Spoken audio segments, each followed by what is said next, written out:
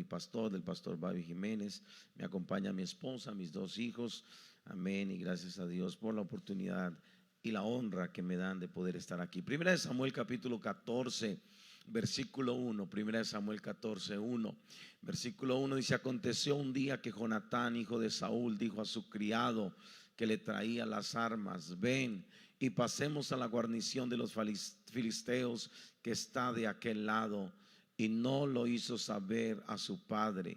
Saúl se hallaba al extremo de Gabaa, debajo de un granado que hay en Migrón, debajo de un granado. La gente que estaba con él, 600 hombres. Amén.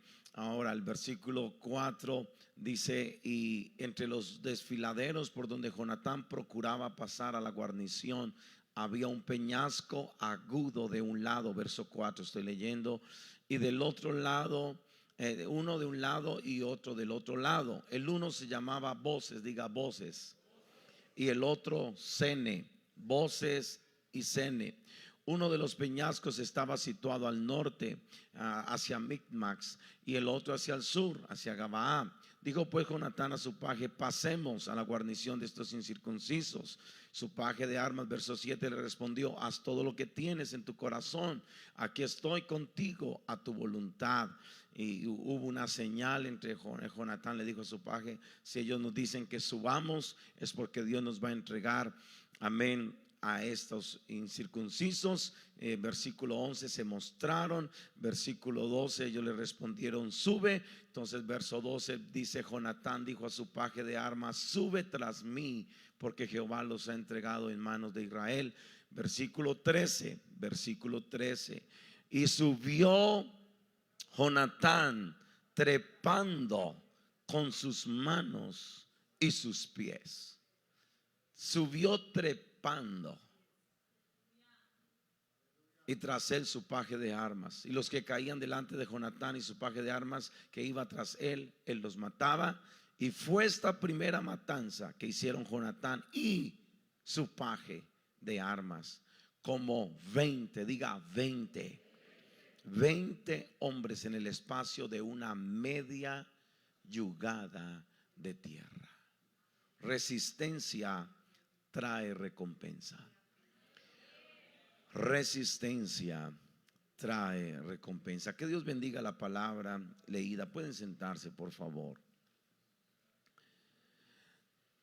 Nacido el 5 de agosto del año 1935 en Lindenau, Texas, en una humilde familia de ascendencia mexicoamericana y de indígena yaqui, el sargento maestro Raúl Pérez Benavides conocía la resistencia mucho antes de ir a la guerra.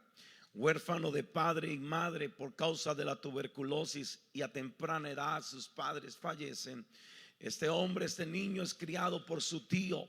Sobrevivió su infancia trabajando duramente en campos de algodón, lustrando zapatos, antes de alistarse en el ejército de los Estados Unidos. Su asombrosa voluntad de hierro ya había desafiado a la ciencia en el año 1965. Antes de su primer despliegue en Vietnam, cuando pisó una mina terrestre y los médicos le aseguraron: jamás volverás a caminar. Sin embargo, arrastrándose en secreto fuera de su cama cada noche, soportó una agonía indecible para reaprender a caminar y calificar para las fuerzas especiales. Esa misma tenacidad sobrehumana se desató el 2 de mayo del 1968 al oeste de Loch Neck, cuando escuchó por radio que una patrulla de 12 hombres, liderada por el sargento de primera clase Leroy Wright, que estaba siendo atacada. Esta patrulla de 12 hombres estaba siendo masacrada por un batallón de 1000 soldados norvietnamitas. Benavides, de 32 años, un soldado, un hombre de coraje, saltó, subió a un helicóptero de rescate armado con un botiquín y con un cuchillo.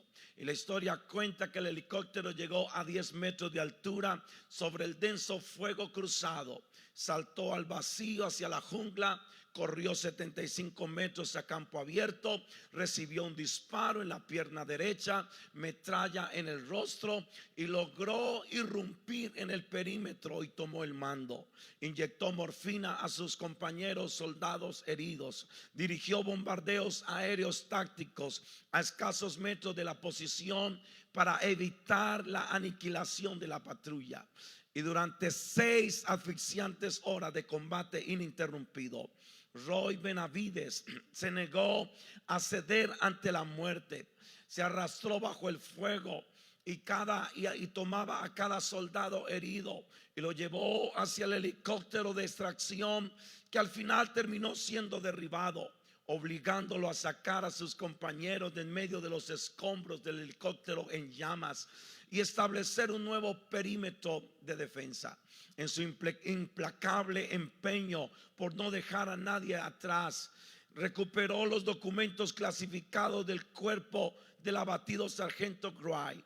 Recibió un impacto de bala en el abdomen, de metralla de granada en la espalda, y sobrevivió a un asalto cuerpo a cuerpo, donde fue apuñalado con una bayoneta, la cual extrajo con sus propias manos y abatió a su atacante. Tras asegurarse de que los 8 sobrevivientes estuvieran a salvo a bordo en el segundo helicóptero, la historia cuenta que Benavides se colapsó, cayó y se desplomó con 37 heridas letales. Cuando llegó a la base médica, fue declarado muerto por los médicos de triaje. Y justo cuando el doctor iba a cerrar la cremallera de esa bolsa negra donde ponen a los caídos, los cadáveres, los soldados caídos en el campo de batalla, el sargento reunió su última reserva de energía y escupió el rostro del médico para demostrarle que seguía vivo. Su hazaña le valió inicialmente ser condecorado con la Cruz de Servicio Distinguido en el 1980, pero cuando el especialista Brian O'Connor, uno de los sobrevivientes, a quien se creía vivo pero estaba viviendo aislado, se creía muerto pero estaba viviendo aislado en las islas Fiji, aportó un relato más claro y ocular de cómo fueron esas 6 horas de infierno esa noche. El caso fue reabierto y el 24 de febrero del año 1981, el presidente Ronald Reagan le impuso la medalla de honor, reconociendo a este hombre, este soldado, este guerrero, y diciendo ante la prensa mundial que la resistencia de Benavides fue si hubiera sido un guión de película, el público diría que simplemente era demasiado irreal para ser cierta. Un hombre que aguantó 6 horas de combate, un hombre con 37 heridas letales en su cuerpo, que logró salvar a 8 de los 12 que fueron acorralados por 1000 soldados enemigos. Este hombre mostró una resistencia y una tenacidad increíble. Y hermanos, cuando miramos Primera de Samuel capítulo 14, nos ubicamos en el siglo 11 antes de Cristo. Esta es una época de transición violenta. Esta es una época donde Israel está naciendo como nación. Han establecido su primer rey terrenal llamado Saúl, pero ahora hay una amenaza que viene y promete extinguir por completo a Israel. El aire que se respira en el territorio de Benjamín es un aire no de libertad, es un aire de opresión, de miedo y de desesperanza. El enemigo de este escenario no es cualquiera, son los filisteos, son una maquinaria bélica altamente organizada y tecnológicamente superior a Israel. Ellos han establecido una hegemonía militar porque han logrado desarmar la voluntad de todo un pueblo entero. La estrategia de ellos era una estrategia increíble porque evitaron que hubieran herreros en la tierra de Israel. Solo habían 2 espadas en todo Israel: la espada de Saúl y la espada de su hijo. Si alguien quería afilar un arado, un asadón, un hacha, tenía que ir humillado ante el campamento filisteo y pagar precios exorbitantes para poder conseguir el filo de sus herramientas de trabajo. Era una opresión absoluta. Esta nación, amén, es una nación que está siendo humillada, que para este momento solo empuñan palos de madera, herramientas de campo. Esta es una guerra psicológica. Eso es decirle a alguien antes de entrar a la guerra: tú ya estás derrotado. Eso es algo increíble. Y no solo eso, sino que Israel se encuentra en medio de un abismo. Se encuentran ubicados al otro lado de Micmas, en la tierra de Gabaad. Hay una crisis. Amén. Hay una situación que se ve en el liderazgo de Israel, porque el hombre de hombros hacia arriba, el primer rey de quien se esperaría lo mejor en esta guerra, está temblando. Amén. Simplemente está lleno de pánico. Su líder, su rey, se ha convertido en un hombre cobarde.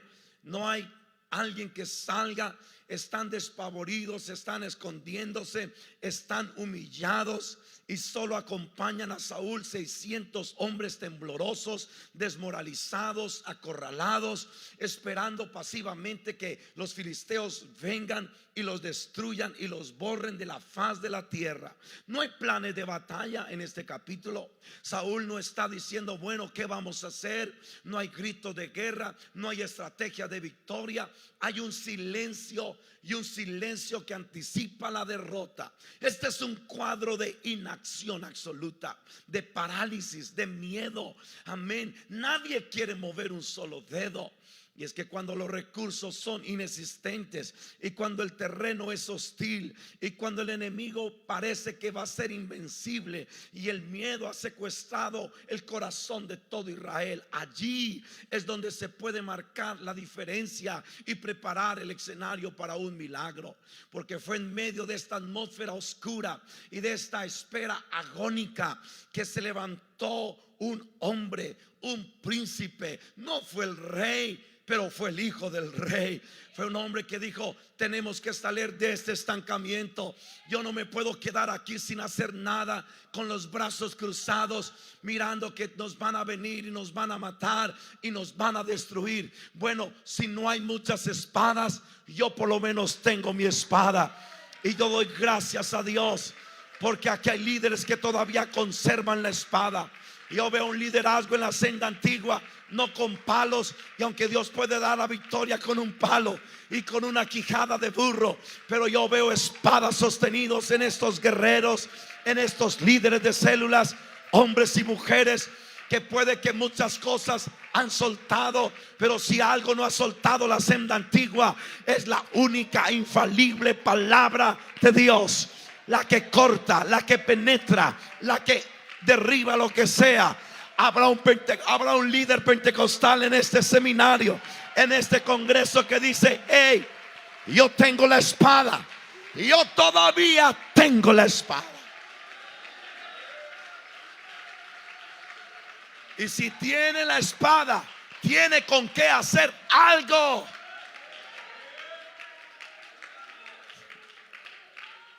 Solo habían dos. El uno dijo: no quiero hacer nada, que fue Saúl. Pero su hijo, que representa la senda antigua, dijo: aquí hay que salir de este estancamiento. Josué, lo que acaba de enseñarnos el pastor Crowley, Josué conquista, Jueces estancamiento, pero Primera de Samuel es la oportunidad del cambio. Y esto es Primera de Samuel. Y no hablamos de qué íbamos a predicar, pero yo siento que el Espíritu Santo nos está llevando en esa línea.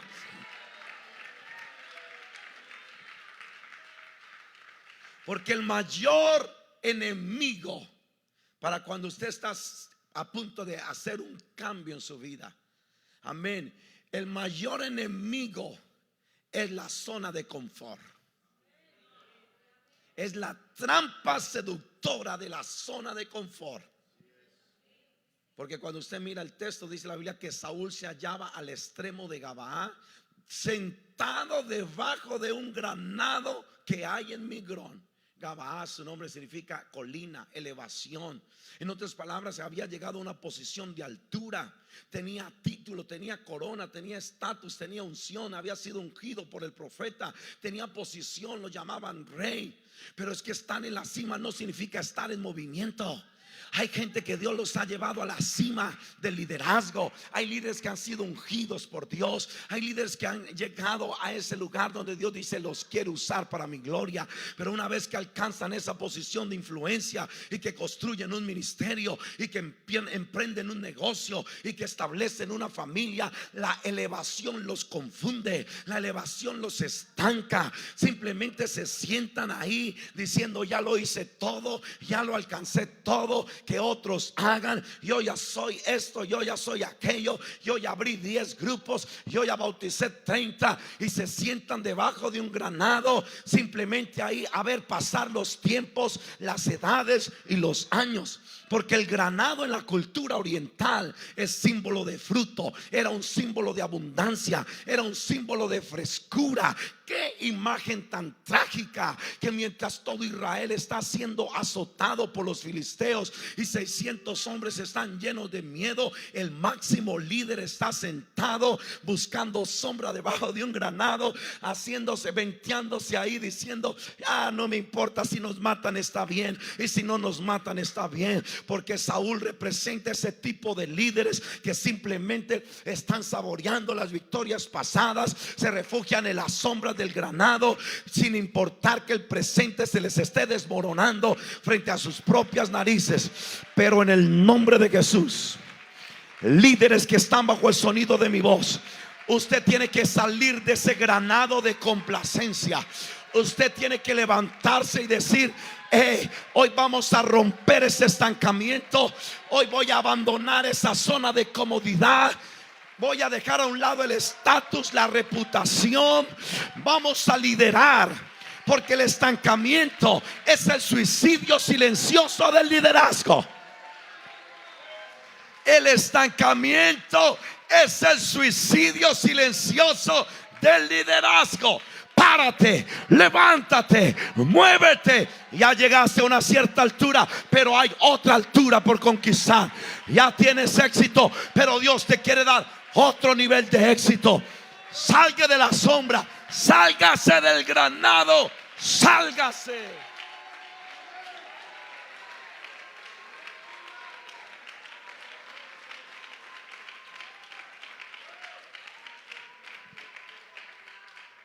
$600 hombres acompañan al líder, miedosos, Pastor González. No están diciendo ahí: vénganse, vénganse. Están todos: vénganse, vénganse. 600 hombres. ¿Sabe por qué? Porque esos 600 hombres que rodean al líder Saúl son un reflejo del líder. ¿Por qué están paralizados? Por el estado de su líder. Porque el estado espiritual del líder es el techo de fe de sus seguidores.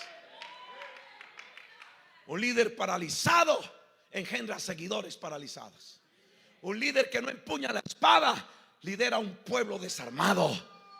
Usted tiene que levantarse y decir: usted es el reflejo de los que le siguen. Si usted es miedoso, los que lo siguen son miedosos. Si usted es cobarde, los que le siguen son cobardes. Pero si usted es valiente, si usted es arriesgado, si usted es de visión, si usted es un pentecostal apostólico lleno del Espíritu Santo, le aseguro que los que se unen con usted son de ese mismo calibre.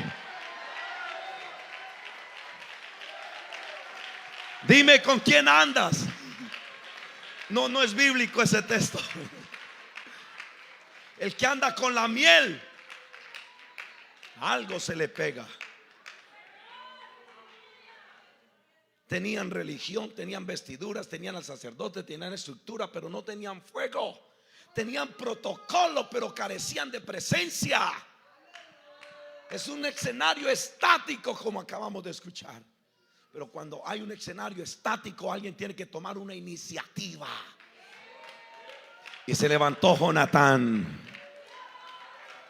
Y se levantó Jonatán, el príncipe heredero, el que tenía razones para quedarse debajo del granado. Pastor Cortés: soy el hijo del rey.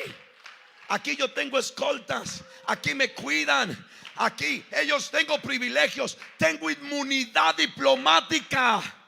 Pero el verdadero líder tiene alergia con el conformismo. El verdadero líder dice: esto no me gusta, este silencio no me gusta, esto de que las aguas bautismales no se están moviendo no me gusta, esto de que somos los mismos y en las mismas no me gusta. Y yo traigo este mensaje en el nombre de Jesucristo.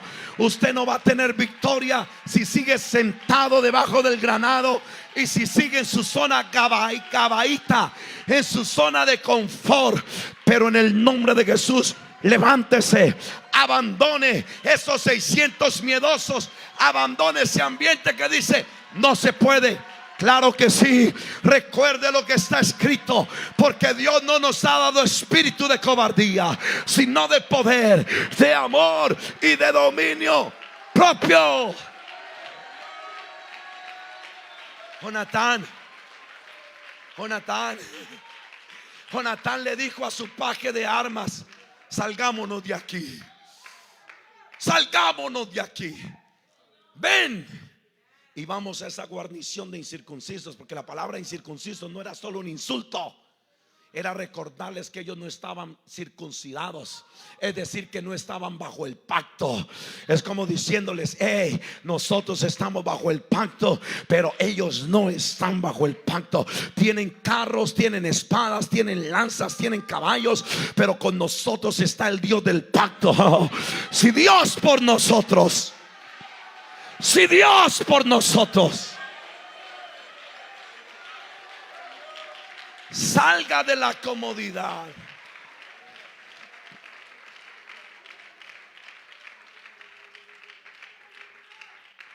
Porque las grandes visiones son abortadas por gente miedosa y tengo que correr.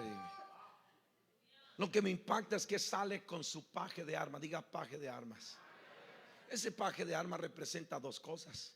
Lo primero, en primera instancia, representa mi fidelidad, mi lealtad y mi compromiso al llamado y a la misión. Mi fidelidad, mi lealtad y mi compromiso. El paje de armas declaró una de las frases más leales de la Biblia: haz lo que tienes en tu corazón, pues aquí estoy a tu voluntad. Ninguno que poniendo su mano en el arado mira hacia atrás es digno para el reino de Dios. Entonces el paje de armas en primera instancia es mi fidelidad, que no se puede negociar. Una vez que pone la mano en el arado, para adelante. No se agüite, como dicen nuestros hermanos mexicanos. El paje de armas no es un asalariado. No busca títulos, no busca garantía de supervivencia. Tiene una misión: cuidar las espaldas del guerrero. Porque para escoger un paje de armas eran casi las mismas calidades para un copero. Un copero no era cualquiera, él era un hombre leal, fiel, comprometido. Comía los alimentos, tomaba el vino del rey. Y el paje de armas era lo mismo. No se podía seleccionar un paje de armas a cualquiera, porque él era el que le cuidaba los puntos vulnerables del guerrero, era el que levantaba el escudo, era el que lo cuidaba. Y yo doy gracias a Dios porque tenemos un paje de armas. Yo veo gente fiel aquí, yo veo gente leal, yo veo gente comprometida.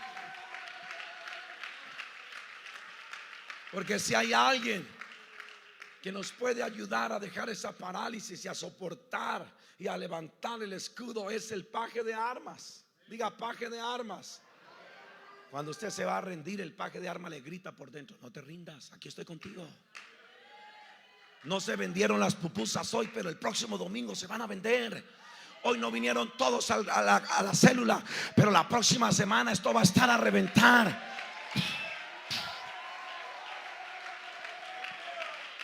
El paje de armas era el que protegía los puntos ciegos del guerrero. Llevaba el escudo, llevaba la armadura, se aseguraba que si el guerrero iba hacia el frente, él le cuidaba su espalda. Y el paje de armas salió con Jonatán. Amén. Dios no va a proteger a los líderes que están debajo del granado. Dios solo protege a los que caminan hacia el propósito. Porque tengo que ir rápido. La segunda cosa que representa este paje de armas es la cobertura de Dios y la protección de Dios. Primero representa mi fidelidad a Dios, a la misión, a la iglesia, mi compromiso, mi lealtad. Pero por segunda instancia representa la mano abierta de Dios. Oh, el que habita al abrigo del Altísimo morará bajo la sombra del Omnipotente. No dice el Salmo 121: Jehová te guardará de todo mal. Él guardará tu alma. Jehová guardará tu salida y tu entrada desde ahora y para siempre. Porque una vez que usted da un paso al frente, Dios dice: estoy contigo. Échale ganas, que yo te voy a cuidar las espaldas. Yo voy a cuidar tu célula. Yo te voy a proteger de los dardos de fuego del maligno. Porque si estamos aquí, no es por mérito nuestro, es por el paje de armas, es por la mano abierta de Dios, es por el cerco de la sangre que ha estado alrededor de nosotros, que este día 21 de agosto yo veo en este campamento líderes, hombres, mujeres que se levantan diciendo: Ebenezer, hasta aquí nos ayudó Jehová. Es más, levante un grito, levante un aplauso esta noche. Alguien aplauda la fidelidad del Señor. No dice su palabra que si pasas por las aguas, yo estaré contigo, y si pasas por el fuego, no te vas a quemar. No dice la palabra: caerán a tu lado 1000, 10,000 a tu diestra, mas a ti no llegarán ningún arma forjada en contra de ti prosperará. Ahora,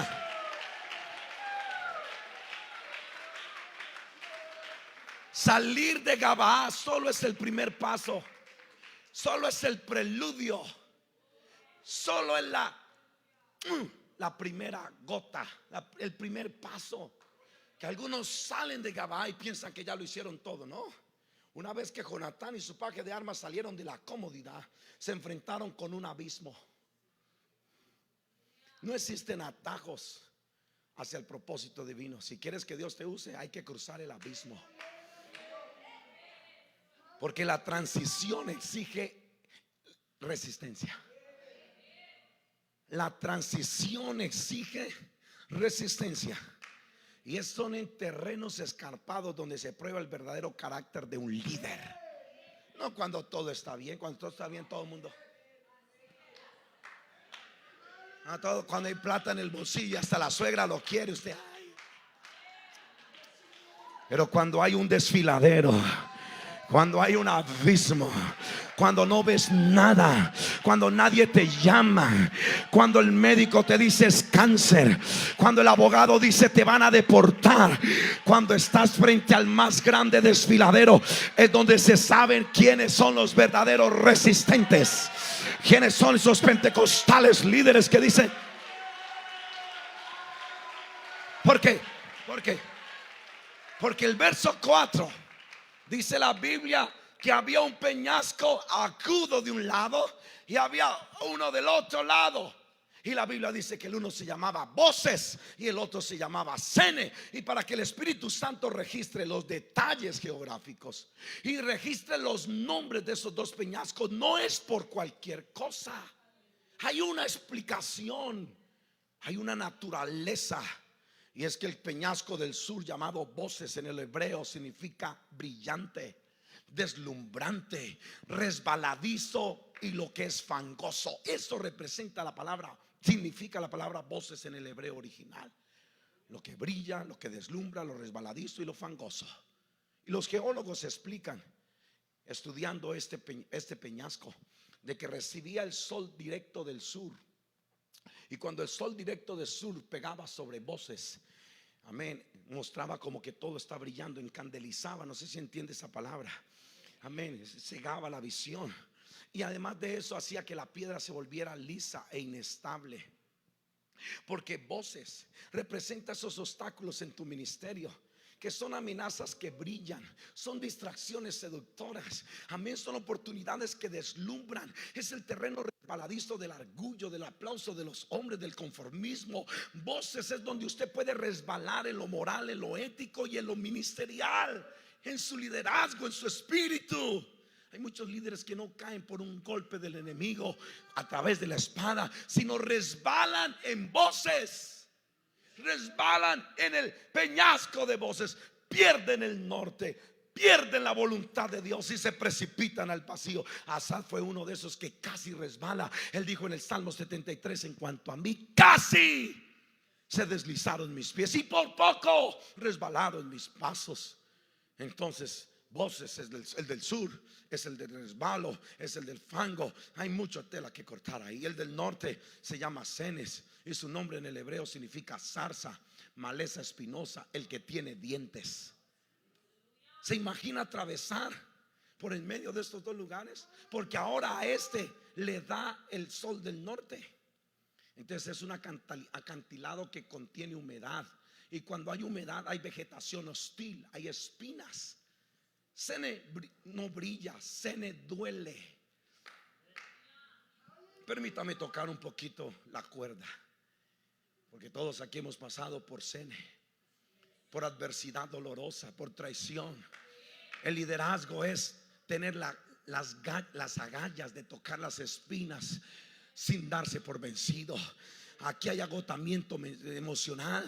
Servir a Dios trae ataques. Amén. Cuando usted trata de ir hacia su destino, a veces hay veces que usted, sus manos se van a atrasar en ese Cene, van a sangrar, no físicamente pero por dentro. Tus manos, tu piel se va a rasgar. Pero el verdadero liderazgo transforma esas atmósferas en zonas de victoria. Aleluya. Jonatán se estaba enfrentando a voces y a cenes, a lo fangoso, a lo que desliza, a lo brillante y a lo espinoso, y a lo que duele y a lo que sangra. Pero me encanta que Jonatán le dijo: si por aquí es la voluntad de Dios, por aquí voy a entrar, por aquí voy a atravesar, por ahí. Oh Dios mío, habrán unos cuantos apostólicos pentecostales que dicen: esto no es fácil liderar.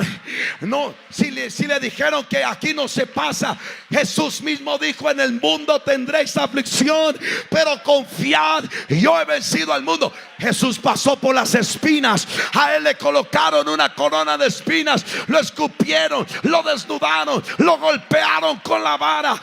Dinos quién te golpeó. Él cruzó por los peñascos. El Calvario no fue gratis, fue azote tras azote, golpe tras golpe, lanza en el costado, clavos en las manos y en los pies, pero no se dio por vencido. Y si el líder de esta iglesia, el padre de esta iglesia, el Dios de esta iglesia, el fundador de esta iglesia, no se dio por vencido, yo hago un reto en este campamento: que si Dios no se dio por vencido, si Cristo, Dios manifestado en carne, no se dio por vencido, esta iglesia, este liderazgo va a tener que levantarse y decir: por mí corre sangre real, por mis venas corre la sangre del Cordero. Están conmigo aquí esta mañana, están conmigo aquí esta mañana. Alguien se puede levantar y decir: corre sangre.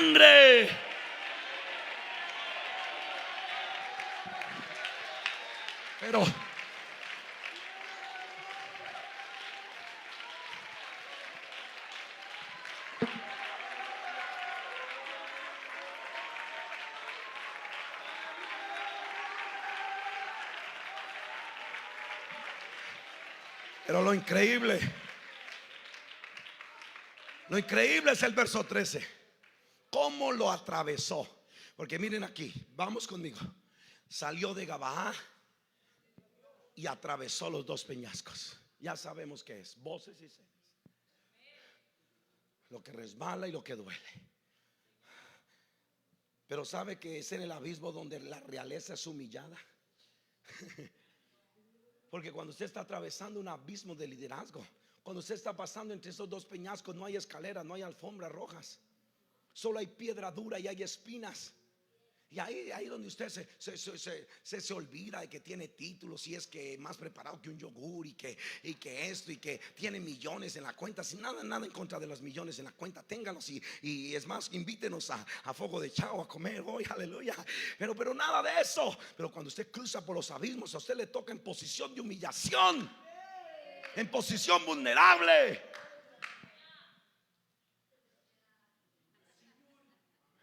Subió gateando. Y cuando estuve estudiando esto, dije, Señor, aquí hay algo, muéstrame. Y claro que sí, aquí va la revelación. Porque Jonatán usó sus manos y usó sus pies.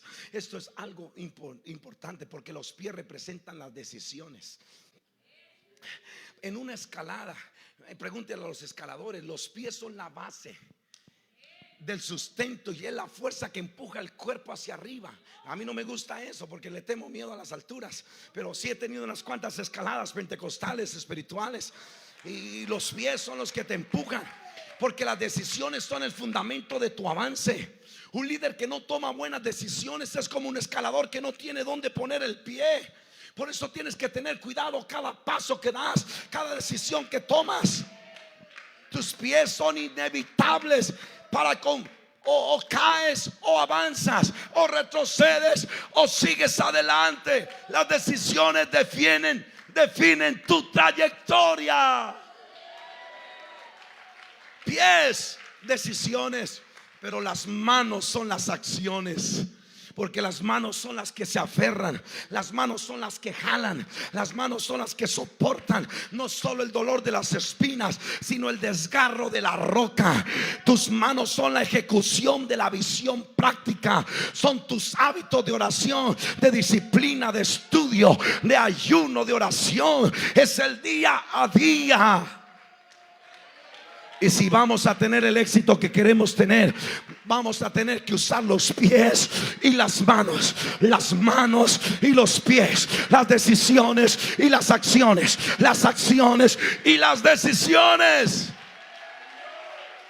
Porque pies sin manos te deja estancado abajo en la montaña, en la base de la montaña. Pero manos sin pies te van a agotar. Si tú no tienes pies y ya estás escalando, tarde o temprano te sueltas, tarde o temprano entregas tu célula, tarde o temprano abandonas la iglesia. Pero la sincronía entre las manos y los pies es lo que ha llevado a la senda antigua a ser un ministerio de impacto para este país y para el mundo.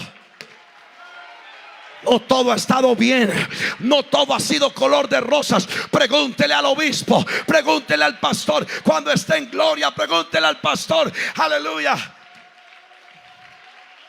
Raúl Orozco, esto no ha sido fácil, esto no se consigue en un paquete de papas, pero aquí vamos decididos y ejecutando hacia adelante, creciendo. ¿Por qué estamos creciendo? Porque estamos usando las manos.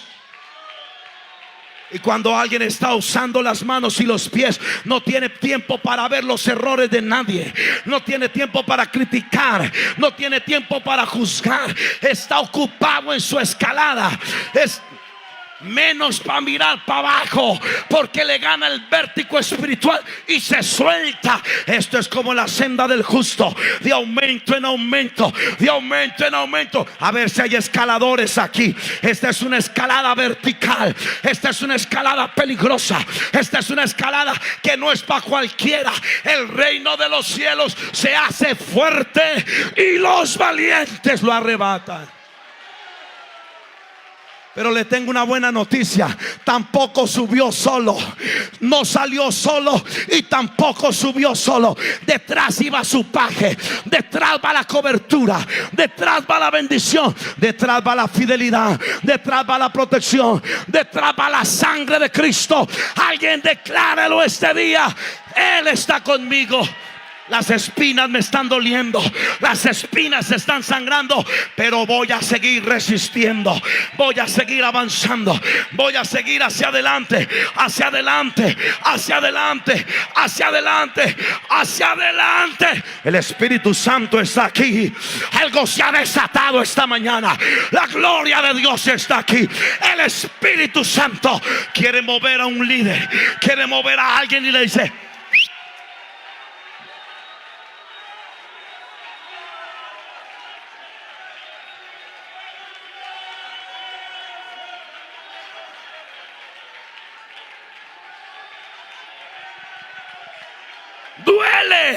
duele, pero no voy a soltar.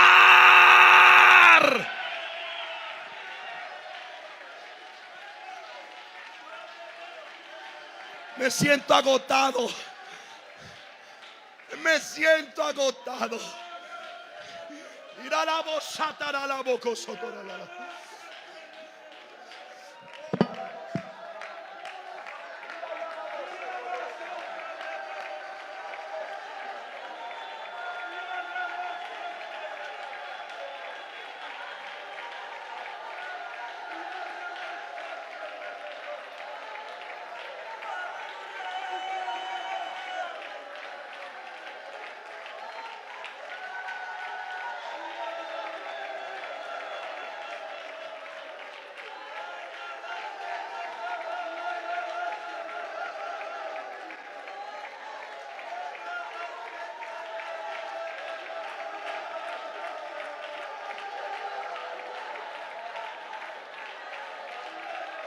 Ahí de pie, en estos 3 minutos, voy a resumir mi último punto. Esténse de pie.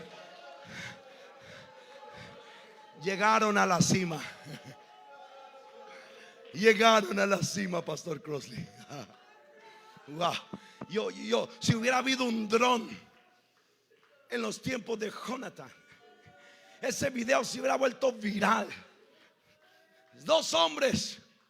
Uno es el guerrero y el otro es su paje de armas. Uno es el líder y el otro es la voz que lo anima. Sin cuerdas, porque hoy en día los escaladores usan cuerdas de emergencia. Hay tantos datos que investigué, pero ¿para qué? Investíguelo usted. No, mentiras, otro día se los doy. Hoy hay tanta seguridad para los escaladores. Jonatán, nada de cuerdas de seguridad, de arnés, Pastor Cortés, nada. Manos y pies. Y yo creo que la espadita por ahí colgada, porque ahorita vamos a llegar al punto de la espada. Aquí en estos 2 minutos. Llegaron, diga llegaron. ¿Cómo cree que pasa qué pasa cuando usted sube por las escaleras 18 pisos? Y son las escaleras que usted puede tener espacio de. Aquí no había tregua. ¿Cómo llega usted arriba? Ay, paz de Cristo. No hay un elevador para bajarme. Ay. Ellos tenían derecho a llegar y tenderse por horas. El corazón late, sudor, manos sangra, callos. Llegan al territorio enemigo, a Micmas, que significa lugar escondido, fortaleza inexpugnable. Y se me acabó el tiempo. La cima no es un lugar de descanso, es un lugar de conquista. Cuando llegas ahí, no hay tiempo para descansar. Una vez que Dios te ve que subes a la cima, Dios dice: a este lo voy a respaldar. Porque una vez que llegó a la cima, se encontró, dice la Biblia, en un terreno de media yugada de tierra. Media yugada. Una yugada era, en esos tiempos se medían los terrenos de acuerdo a los animales. Es decir, que una yugada era lo que 2 bueyes unidos por el yugo podían arar en un día. Entonces media yugada era lo que hacían 2 bueyes en mediodía.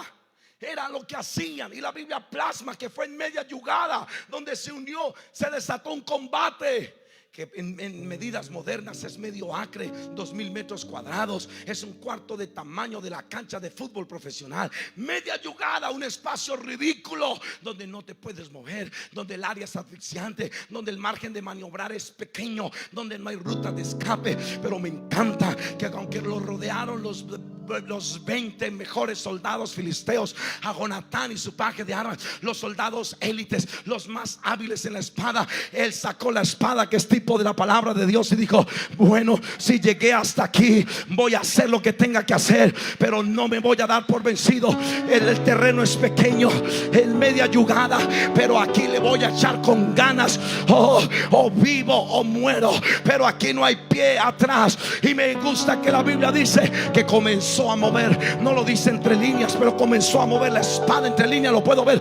Cayó el primero y atrás el paje lo remataba. Cayó el quinto, cayó el séptimo, cayó el 15, cayó el 18, cayó el 19. Y yo creo que Jonatán se sentía ya a punto de desplomarse, pero algo inspiró el Espíritu Santo, y era que cayera el número 20, porque el número 20 en la Biblia es ciclo perfecto de espera, es tipo de prueba severa. es tipo de madurez, es tipo de responsabilidad. Jacob soportó 20 años a Labán. 20 años Israel sufrió la opresión del rey Javín. 20 años el arca del pacto estuvo en Kiriat Jearim. Salomón tomó 20 años para levantar templo y palacio. El número 20 es tipo de inflexión. 20 años los hombres de Israel eran listos para la guerra. 20 años se pagaba el tributo para el templo. A los 20 años los levitas comenzaron a servir en los tiempos de David. Entonces el 20 no es una coincidencia. Dios lo puso ahí para decir: cuando logras tumbar el soldado 20, estás listo para la victoria. Estás maduro, has sido aprobado, has logrado la prueba de la resistencia.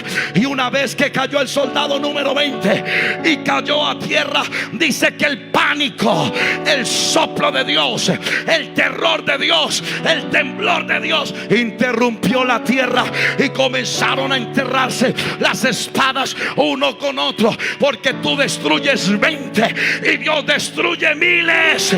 Tú haces lo posible y Dios hace lo imposible.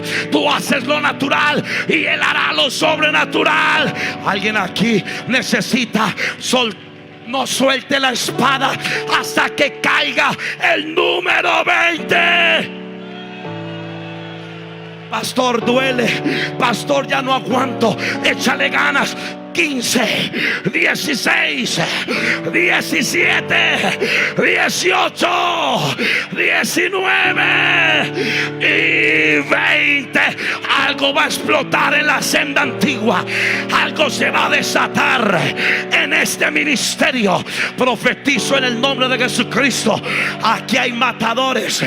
Aquí hay gente que va a mirar la recompensa de su resistencia.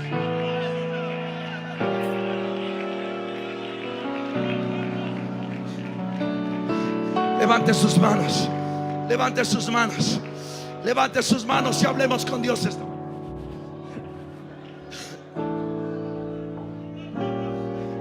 Hasta que caiga el número 20. No va a haber pánico. No va a haber avivamiento.